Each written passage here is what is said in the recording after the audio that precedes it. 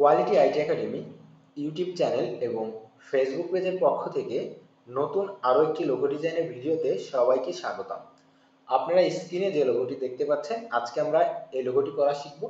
এটি খুবই সিম্পল একটি লোগো এবং এই লোগোটি মূলত জেনেরিক লোগো বলা হয়ে থাকে এই টাইপের লোগোগুলোকে। আমরা এই লোগোটি করার জন্য গ্রেডিয়েন্ট ব্যবহার করেছি। আমরা নিচে গ্রেডিয়েন্টের কালার কোডটি রেখেছি। তো এটিকে আপনারা সার্কেল স্টাইল লোগো বলে থাকতে পারেন। তো চলুন আজকের ভিডিওটি শুরু করি। তো প্রথমে আমাদেরকে ইলিপস নিতে হবে একটি। আমরা ইলিপস টুলে গেলাম এবং একটি ইলিপস নেব।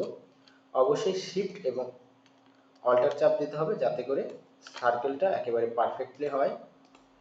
এরপর আমরা এটাতে ফিলটা অফ করব এবং সামান্য একটু স্ট্রোক দিব। ওকে, আমাদের স্ট্রোকই নেওয়া আছে। এরপর আমরা কন্ট্রোল সি এবং কন্ট্রোল এফ দিয়ে কপি ইন ফ্রন্ট করে নিলাম। এখন আমাদের যেটি করতে হবে, আমরা শিফট চাপ দিয়ে আমরা এই সাইড থেকে একটু ছোট করব, এই যেভাবে ছোট করব। তো আমরা কিন্তু এরকম একটি অংশ পেয়ে গেলাম এবং আমাদের যে কাজটি করতে হবে সেটি হচ্ছে আমরা অ্যারো চাপ দিয়ে এটিকে পাশে মুভ করব। আপনারা রাইট যে অ্যারোটি দেখতে পাবেন সেই অ্যারোটি চাপবেন। এভাবে আমরা মুভ করলে আমাদের এটি পেয়ে যাব। আমরা এতটুকু বেশি মুভ করা হয়েছে, এই জন্য আমরা শিফট চাপ দিয়ে আমরা একটু কমিয়ে দিলাম এবং আমরা শিফট চাপ দিয়ে এই পাশের অংশটিকে একটু বাড়তি করতে পারি। তো আমরা এরকম একটি অপশন পেয়ে গেলাম।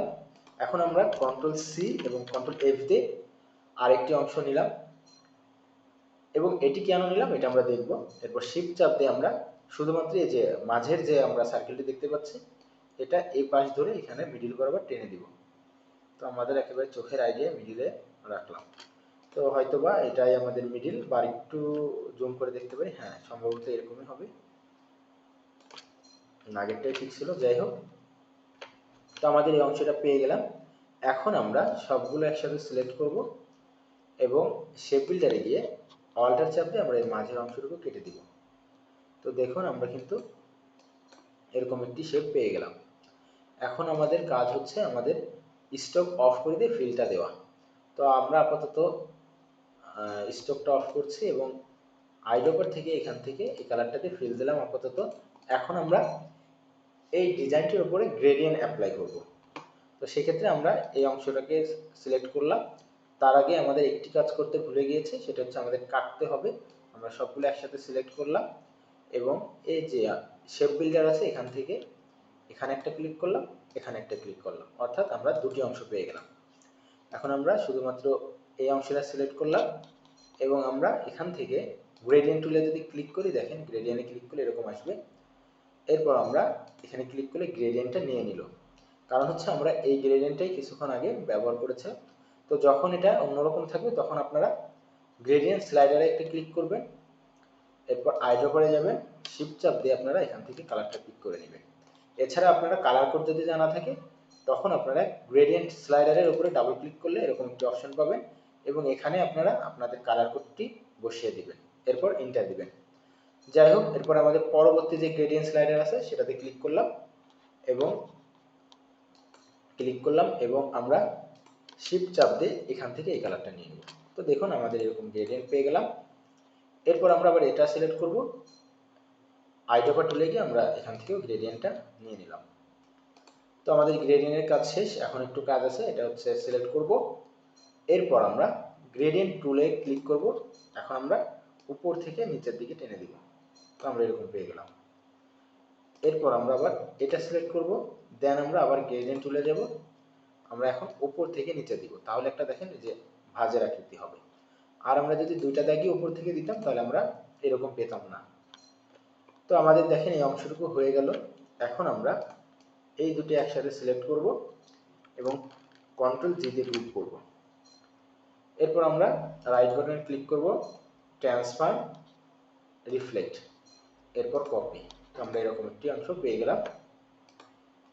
এরপর আমরা শিফট চাপ দিয়ে যে পাশ থেকে এটা ছোট করব এবং শিফট চাপ দিয়ে আমরা এদিকে বড় করব। এখন আমাদের কাজ হচ্ছে আমাদের যতটুকু ফাঁকা রাখার দরকার সেই অনুযায়ী ফাঁকা রেখে বাদ বাকি শিফট অল্টার চাপ দিয়ে আমরা এটা সুন্দরভাবে করব।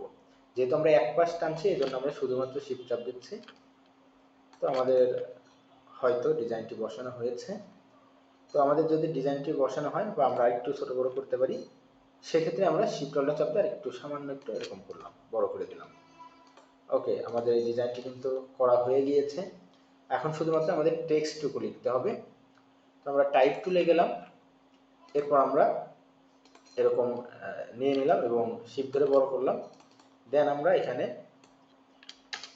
ATSD লিখে দিলাম। এরপর আমাদের যে ফন্টটি আমরা ব্যবহার করেছি সেটা হচ্ছে ইউরো স্টাইল। তো আমরা এই ফন্টটি অ্যাপ্লাই করে দেবো, ইউরো স্টাইল এক্সটেন্ডেড ব্ল্যাক, আমরা এটা ব্যবহার করলাম। এরপর আমরা নিচের অংশটুকু লিখে ফেলবো,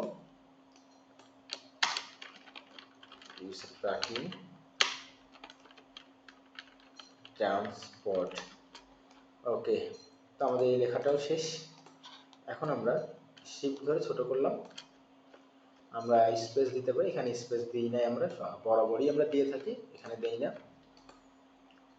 ওকে, এখন আমরা এই দুইটা সিলেক্ট করলাম এবং ক্রিয়েট আউটলাইন।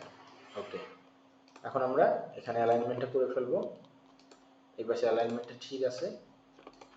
ওকে, আমাদের অ্যালাইন টু আর্টবোর্ড আছে, এটা অফ করে দিব, অ্যালাইন টু সিলেকশন করব। ওকে, এরপর আমাদের এই পাশের অ্যালাইনটা করব।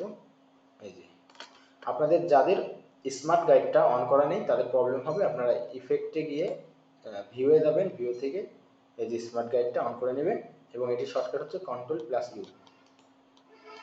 তো এই দুটো এটা একটু উপরের দিকে উঠিয়ে দিই, অবশ্যই আমরা অ্যারো দিচ্ছি এবং আপনারা চাইলে অ্যারো ছাড়াও সরাসরি এই যে মুভ করতে পারেন ক্লিক করে। তো আমরা এটা সিলেক্ট করলাম এবং আইড্রপার দিয়ে আমরা এখান থেকে কালারটা নিয়ে নিলাম।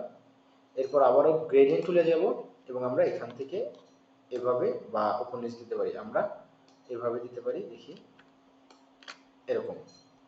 তো আমরা এরকম পেয়ে গেলাম। এরপর আমরা এটার কালার দেব সাদা, তো এখান থেকে কালার পিকটা করে নিলাম, এই দুটা সিলেক্ট করলাম এবং কন্ট্রোল দিতে গ্রুপ, আমাদের এখানে গ্রুপ হয়ে গেল এবং এটা এখানে রাখলাম। শিফট অল্টার এটা বড় করলাম। ওকে, এখন আমাদের এটা এই দুটাও গ্রুপ করতে হবে, আমরা এই দুটা সিলেক্ট করলাম এবং কন্ট্রোল দিয়ে গ্রুপ। এরপর আমরা সবগুলো একসাথে সিলেক্ট করব, এরপর অ্যালাইনে যাব, হরিজন্টাল অ্যালাইন সেন্টার এটাতে একবার ক্লিক করব, ভার্টিক্যাল অ্যালাইন সেন্টার এটাতে একটা ক্লিক করব। ওকে, আমাদের কাজ কিন্তু অলমোস্ট ডান। আমরা এটাকে চাইলে আর একটু বড় করতে পারি, সেক্ষেত্রে শিফট অল্টার চাপ দিলাম, হয়ে গেছে। এখন আমাদের এখান থেকে কাটতে হবে, সেক্ষেত্রে আমরা অফসেট পাথ নিতে পারি, আবার আমরা এইভাবে এই যে একটা নিলাম, দাগ নিলাম এবং আমরা যদি শিফট অল্টার ধরে এটা বড় করি, দেখেন এইভাবে বড় হয়ে যাচ্ছে। তো আমরা পেয়ে গেলাম। এখন আমরা এই অংশটুকু আর এই অংশটুকু সিলেক্ট করলাম, এরপর আমরা শেপ বিল্ডারে গিয়ে অল্টার চাপ দিয়ে কেটে দিলাম, দেখেন আমাদের এই অংশগুলো কেটে গেল। তো আমাদের ডিজাইনটা কিন্তু আমরা পেয়ে গেলাম। এখন সবগুলো একসাথে সিলেক্ট করব এবং কন্ট্রোল জি দিয়ে গ্রুপ। তো আমাদের কাজ শেষ, এখন আমাদের শুধুমাত্র প্রেজেন্টেশন করতে হবে।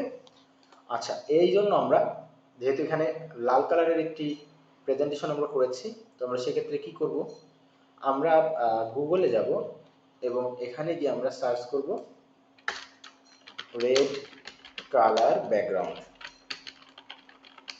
ওকে, এবার এন্টার দিব, দেখেন আমরা এরকম কিন্তু ব্যাকগ্রাউন্ড পেয়ে যাব।